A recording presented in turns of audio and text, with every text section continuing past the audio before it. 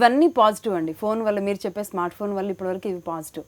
కానీ నెగిటివ్స్ ఉంటాయి. వీళ్ళు ఫ్రెండ్స్ అనేది పెద్ద గ్రూప్గా అయిపోవడం, ఊరికే తరచూ ఫ్రెండ్స్తో మాట్లాడడం, ఇప్పుడు టోటల్గా చదువుకే డీవియేట్ అయిపోతున్నారు అనేది కూడా పేరెంట్స్ బాధ ఉంది. అది కూడా మేజర్గా ఉంది. దానికి ఏం చెప్తారు మీరు? అంటే ఇది ఫోన్ డిస్ట్రాక్షను అని అనుకుంటే పిల్లల్ని సన్నద్ధం చేయాలి మానసికంగా. కానీ తప్పు గ్యాడ్జెట్ది కాదు, పిల్లల్లో ఏదో తేడా ఉంది. అందుకని చెప్పేటంటే యూజువల్గా పిల్లలు నేను గమనించింది ఏంటంటే చదువు మీద వాళ్ళకి శ్రద్ధ లేనప్పుడు, ఒక ఆసక్తిని కలిగించలేనప్పుడు, వాళ్ళకి ఏకాగ్రత కుదరనప్పుడు వచ్చేటువంటి సమస్య ఏదుంది ఆల్టర్నేటివ్ అంటే ఇక్కడ వస్తున్నారు వాళ్ళకి. అందుకనే తప్పు ఇక్కడ కాదు, రూట్ కాజ్ ఎనాలిసిస్ చేసుకోవాలి మనం. దీనికి తప్పు ఎక్కడుంది?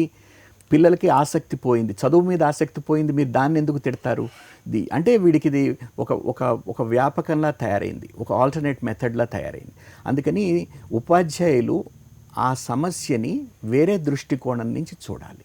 అంతేగాని నేను ఇది నీకు కట్ చేస్తాననేది ఉపయోగం లేదు. అది అందుకని చెప్పి తల్లిదండ్రులు కానీ ఉపాధ్యాయులు కానీ ఒక స్మార్ట్ ఫోన్ వినియోగించుకోవటం వల్ల ఉన్నటువంటి ఉపయోగాలు చెప్పాల్సి ఉంటుంది.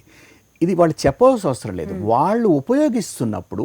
ఇప్పుడు ఫర్ ఎగ్జాంపుల్ మనం టెక్నాలజీ గురించి మాట్లాడుకుంటున్నప్పుడు ఇదివరకు రోజుల్లో మనం పవర్ పాయింట్ అనేవాళ్ళం. ఇప్పటికీ చాలామంది పవర్ పాయింట్ ప్రజెంటేషన్ అనగానే ఏదో గొప్పగా ఆలోచిస్తున్నారు. పీపీటీస్ అన్ని పిల్లలకి ఫ్రీగా దొరుకుతాయి. వందల కొలది పీపీటీస్ లెసన్స్ గురించినవి దొరుకుతున్నాయి, నెట్లో దొరుకుతాయి. ఇది ఏ సబ్జెక్ట్ అయినా దొరుకుతాయి, ఏ క్లాస్లోనే దొరుకుతాయి, అన్నీ కూడా పబ్లిక్ డొమైన్స్లో ఉంటున్నాయి. ఇప్పుడు పీపీటీ స్టేజ్ దాటి మనం ఫ్లాష్కి వచ్చినాం. ఫ్లాష్ తర్వాత మనం వెర్మల్ వరల్డ్స్కి వెళ్ళాం, వెర్మల్ వరల్డ్స్ తర్వాత జావా యాప్లెట్స్కి వెళ్ళాం, జావా యాప్లెట్స్ తర్వాత సిమ్యులేషన్కి వెళ్ళాం, సిమ్యులేషన్ నుంచి గిజ్మోస్కి వచ్చాం. అంటే ఒక రకమైనటువంటి విద్యార్థులు ఇంత అడ్వాన్స్ అయిపోతున్నప్పుడు నువ్వు ఇంకా ముట్టుకోవద్దు అంటే కుదరదు. అంటే ఈ స్టేజ్ని ఒక రకంగా అర్థం చేసుకుందాం. ఇది వరకు మనం ఒక బొమ్మ గీసేవారు, బోర్డు మీద బొమ్మ గీసేవారు. సో తర్వాత ఏమన్నారు, ఒక 1000 wordsతో సమానం ఒక బొమ్మ గీస్తే అన్నారు. మాటల కంటే బొమ్మనేయమన్నారు. బొమ్మలు మరి కలర్ బొమ్మ వచ్చింది. ఇప్పుడు కలర్ బొమ్మ వచ్చిన తర్వాత మనకి యానిమేషన్ వచ్చింది, బొమ్మ కదులుతోంది. తర్వాత దానికి వాయిస్ వచ్చింది, అది మాట్లాడుతోంది, అది ఇంటరాక్టివ్ అయింది. అది నాకు కావాల్సినట్టు మాట్లాడుతోంది, నాకు ఇది వద్దు, ప్రస్తుతం ఇది చూపించు, ఇది ఎన్లార్జ్ చేసి చూపించు. తర్వాత అంటే ఇంటరాక్టివ్ అవుతోంది. అంటే మనకి డయాగ్రామ్ వస్తుంది, తర్వాత కలర్ డయాగ్రామ్ వస్తుంది, యానిమేషన్ వస్తుంది, వాయిస్ ఓవర్ వస్తుంది, ఇంటరాక్షన్ వచ్చినప్పుడు ఇవన్నిటికీ దూరం తీసి నేను చాక్ పీస్తో మళ్ళీ బోర్డు మీద బొమ్మ గీస్తాను అంటే ఎక్కడికి వెళ్తున్నాం మనం? ఒక టీచర్ ఒక డయాగ్రామ్ బోర్డు మీద డ్రా చేయడానికి 20 నిమిషాలు తీసుకుంటే ఓకే, పిల్లలకు అర్థమవుతుంది ఎట్లా డెవలప్ చేసింది అనేది.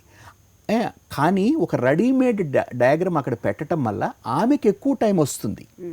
ఈ బొమ్మ అంతా గీసి 25 నిమిషాలు గీసి come on children my period is over అనే కంటే ఆ రెడీ డయాగ్రామ్ పెట్టినట్టయితే ఆవిడ ఎక్స్ప్లెయిన్ చేయొచ్చు. ఎందుకంటే అది ఇంటరాక్టివ్ కూడా ఈ రోజున అనమాట, డెవలప్ చేయొచ్చు. అంటే ఒకప్పుడు ఎడ్యుకేషన్ సిస్టమ్కి ఇప్పటికీ చాలా మార్పులు ఉన్నాయి అనేది మనం అంగీకరిస్తాం కదా. బట్ అప్పుడు చదువుకున్న వాళ్ళ స్టాండర్డ్స్ ఒక రకంగా ఉన్నాయి, ఇప్పుడు వేరున్నాయి. ఇప్పుడు టీచర్ చెప్తుంటేనే అర్థం కాని వాళ్ళకి ఫోన్స్తో మనం అప్పుడు స్టడీస్ని ఇప్పుడు ఇన్వాల్వ్ చేయగలమంటారు? నేను అట్లా కాదు, మనం కంటెంట్ పెరిగిందండి, విపరీతమైన కంటెంట్ పెరిగింది. అంతే కంటెంట్ పెరగటం వల్ల ఆ రోజుల్లో లిమిటెడ్ కంటెంట్కి ఆ మెథడ్స్ సరిపోతాయి. ఈ రోజున పెరిగినటువంటి కంటెంట్కి అది మెథడ్స్ మారాలన్నమాట.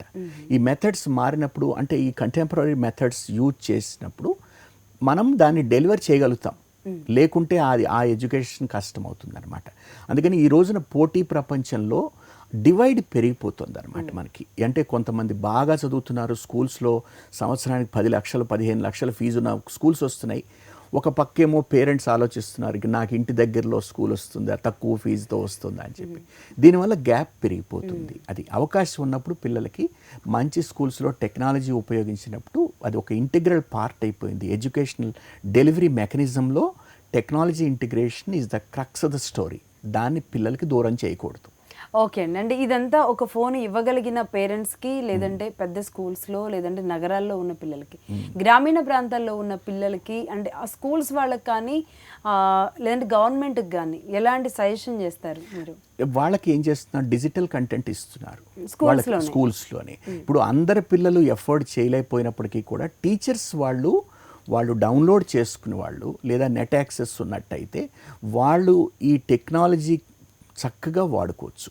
అది అంత ఎక్స్పెన్సివ్ కాదు, కేవలం ఇంటర్నెట్ యాక్సెస్ ఉంటుంది.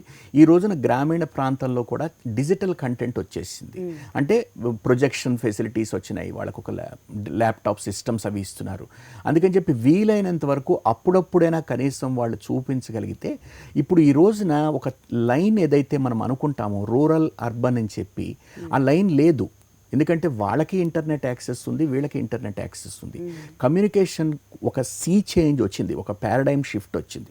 అందుకని చెప్పి ఆ సెపరేట్ చేయకూడదు.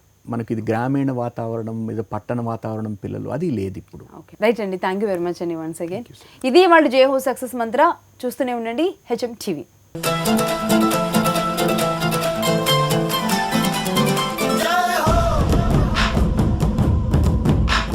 ఉపన్యాస కళలో మీరు నిష్ణాతులవ్వాలనుకుంటున్నారా? అయితే మీ కొరకే వక్త.